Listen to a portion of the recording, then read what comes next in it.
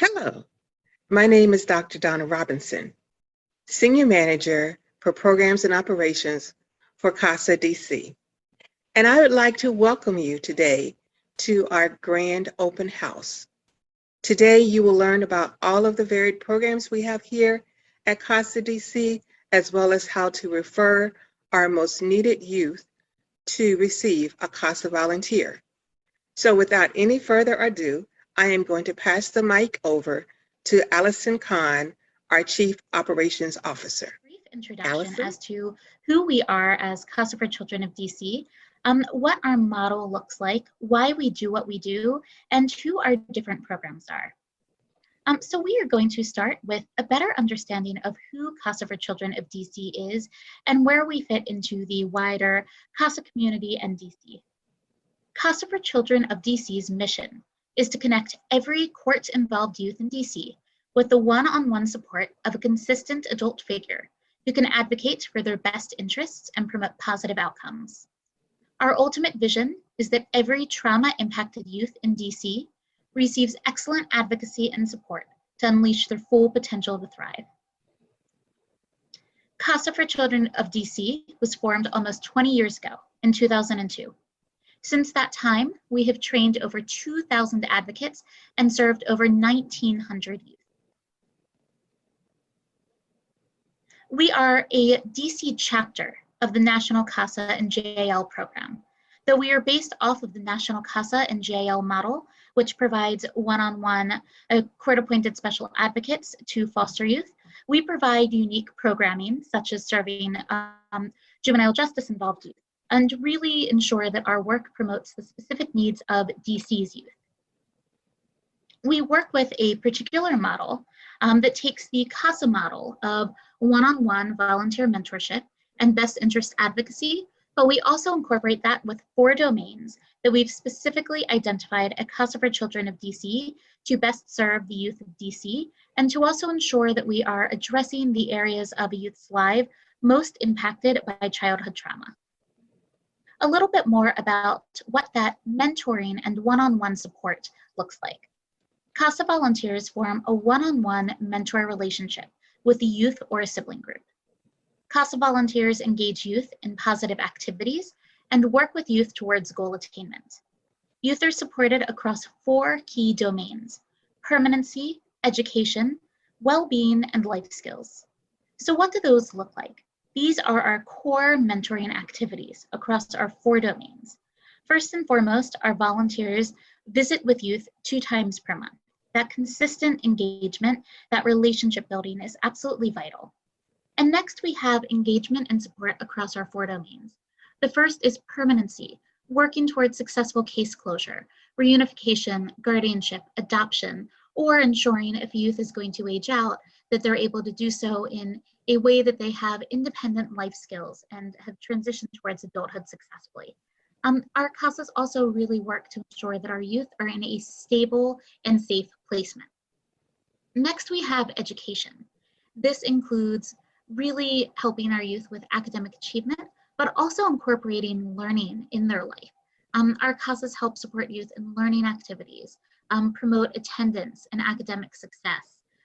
Our CASAs have the opportunity to visit youth at school, to engage with academic providers, and also do some core work with older youth around attainment of graduation and working towards higher education or skills training.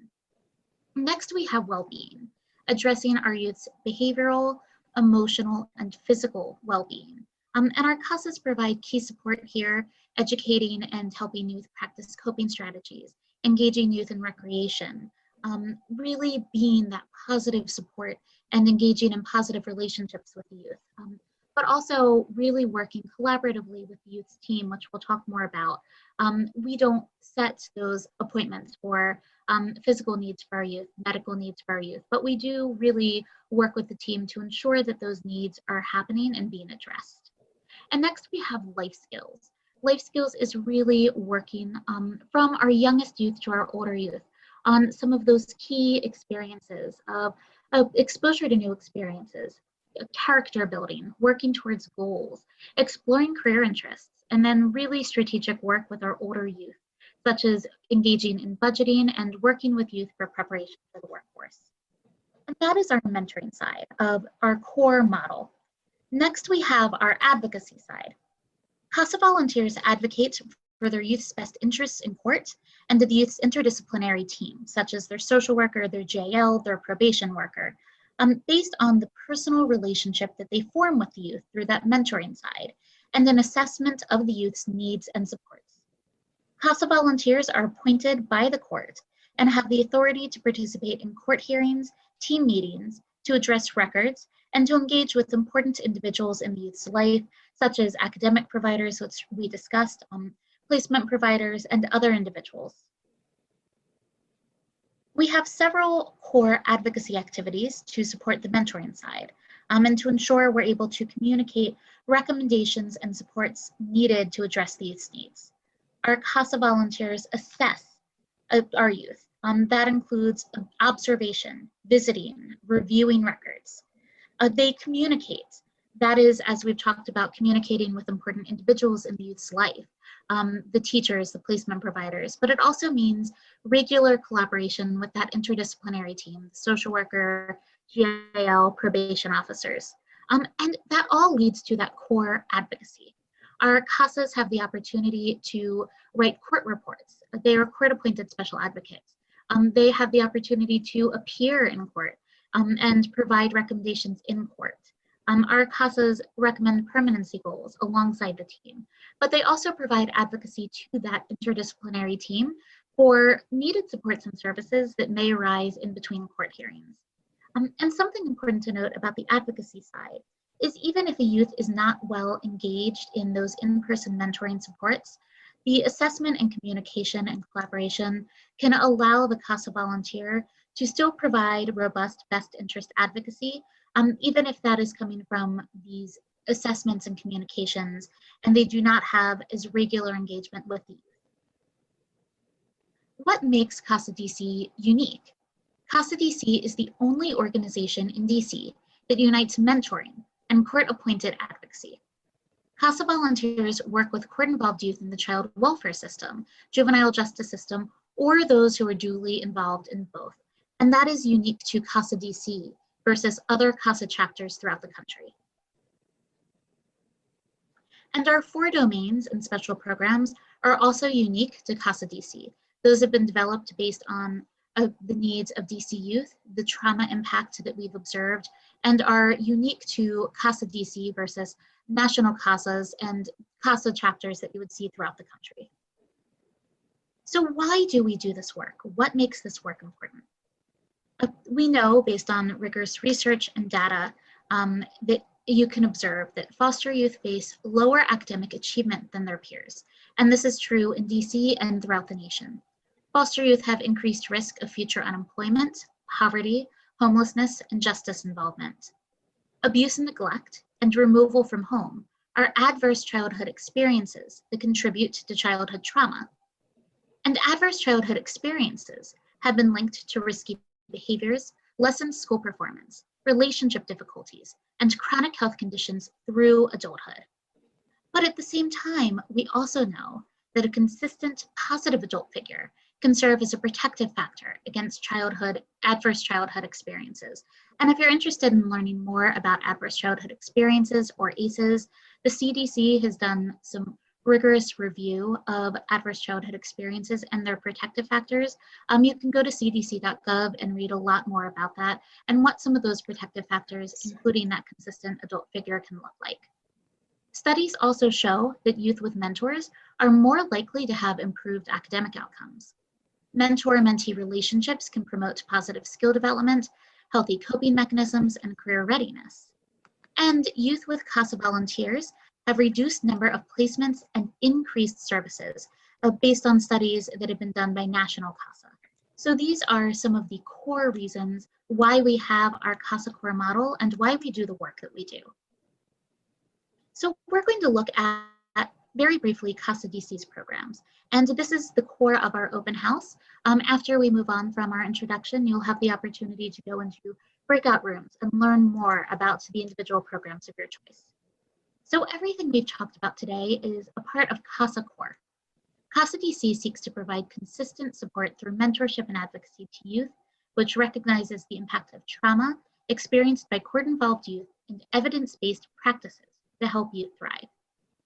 This is the CASA Core.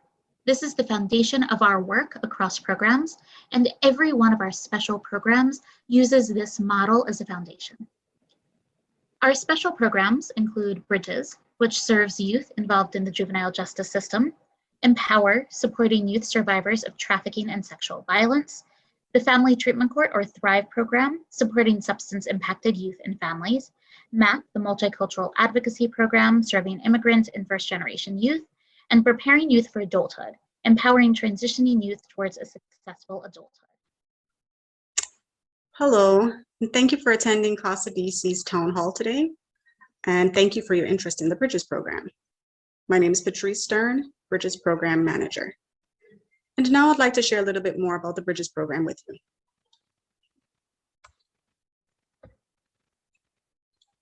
Okay, so just a basic overview of the Bridges program. What is our mission? Our mission is to provide court-appointed special advocates to court-involved youth in the District of Columbia who have current or past involvement with the juvenile justice system. The aim of the Bridges program is to do everything in our power to prevent youth from becoming multi-system involved, decrease instances of recidivism, and promote diversion opportunities. The Bridges program was launched in June 2019, and CASAs who work with the Bridges youth provide advocacy and resources to avoid youth from falling through the cracks or becoming what we call deep end. The term deep end refers to a range of residential institutions to which a youth or young person is sentenced or disposed. So, in order to explain where we are coming from or where we hope to go, I would like to first explain the gap in the juvenile justice system that caused or implemented the intervention initiative of the Bridges program. So in 2014, Youth Court in DC closed, or the Youth Court of DC closed. Youth Court was one of the main intervention initiatives in the DC area, of which 25% of all juvenile arrests were referred to the Youth Court of DC. And that amounted to about 6,800 juveniles receiving diversion programming, and that impacted recidivism rates at a rate of 11%. So recidivism rates dropped to 11% in the district. In 2015, the district recognized the importance of the Youth Court of DC and decided new intervention initiatives should be implemented. Therefore, the Bridges program was born. Bridges provides intervention through advocacy and mentorship to the following youth groups: crossover youth, and these are youth who have been involved in the child welfare system and now have crossed over to being involved in juvenile justice. Next group is youth who are involved in specialized juvenile courts in DC. So these are the JBDP court, which is a court that has a special mental health component, PINS court, which is a court related to juveniles who have status offenses, which are offenses that adults would not normally have issues with, and Hope Court, which is a court specialized for youth involved in sexual trafficking. Our next group are dual jacketed youth. These are youth who have concurrent cases in both neglect court and juvenile court.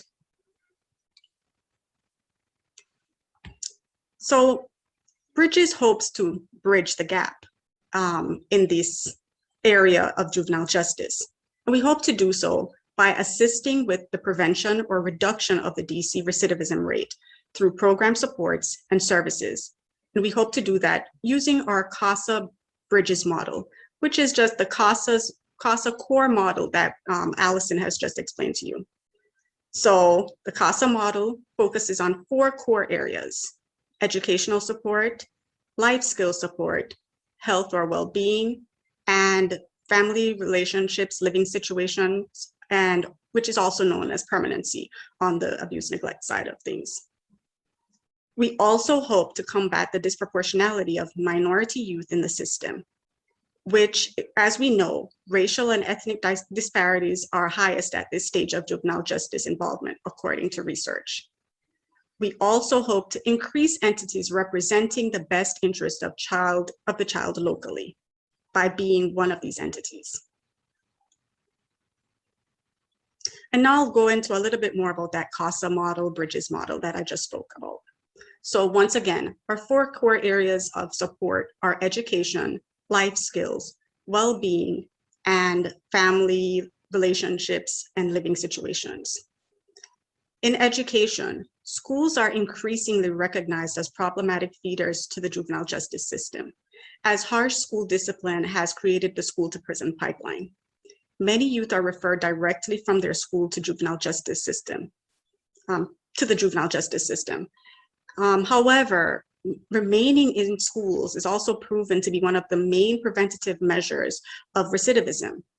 The Bridges program aims to support educational advocacy and to work with the school system to ensure that supports are in place for the youth to succeed. Next area we'll focus on is life skills. Entering the juvenile justice system during formative years can disrupt a youth's socio-emotional development and affect their ability to acquire life skills.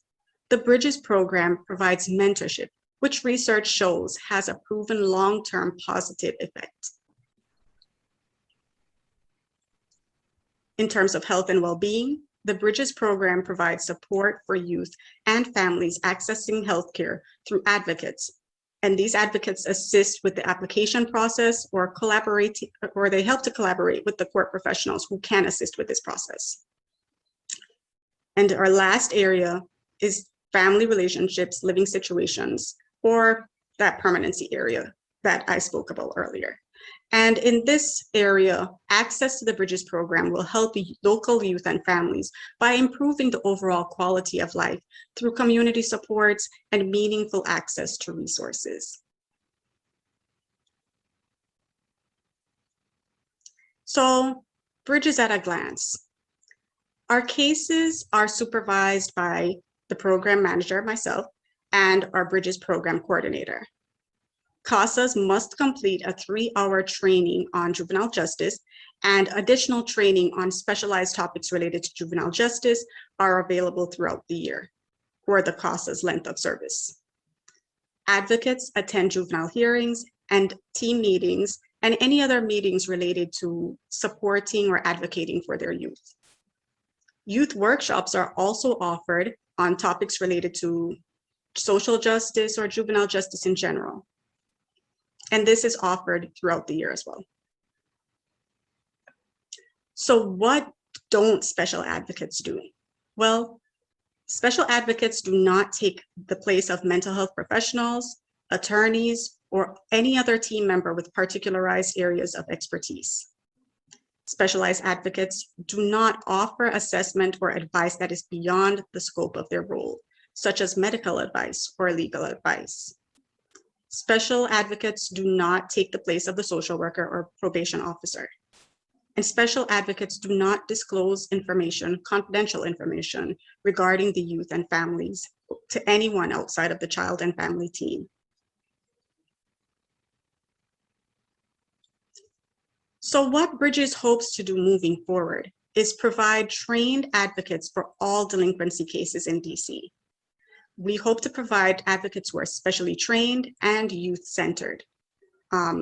Special training includes training regarding juvenile justice, training regarding trauma-informed care, things of that nature to provide the best advocacy for our youth. As statistics show, 80% of youth involved in juvenile justice have experienced some type of trauma. So having a background in this or some type of training in this really sets our advocates apart from the rest. Advocates, we're hoping moving forward that our advocates will fill the role or fill the gaps in the juvenile justice system teams. Once again, providing advocates in areas where maybe a probation officer cannot fill those gaps, or maybe there is an absence of the social worker on a team, access to certain resources that would normally be filled by a social worker. We hope our advocates will also jump in and take that role as well and help fill that role. And We hope to build communication with multiple agencies. We also will track the outcomes of these areas that our advocates are working in to assess where to make changes moving forward. And now I'll open up the floor for questions and any feedback that you may have.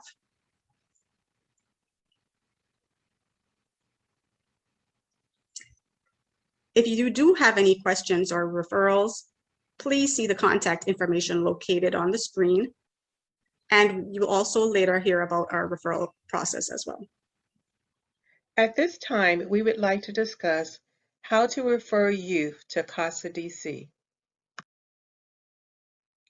All CASA DC referrals must be authorized by the court. However, when a partner identifies a youth for CASA services, we can facilitate this referral through coordination with the court.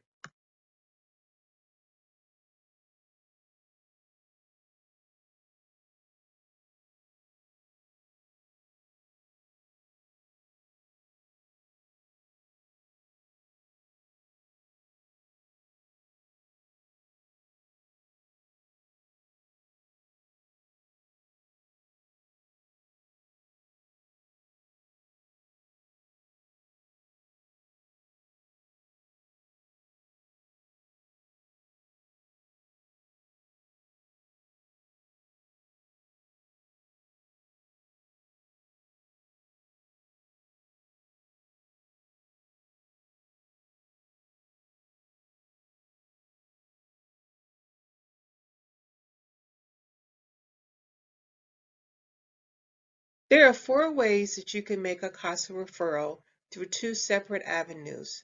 The first avenue is directly through the court. This can be done at a court hearing where CASA services are requested.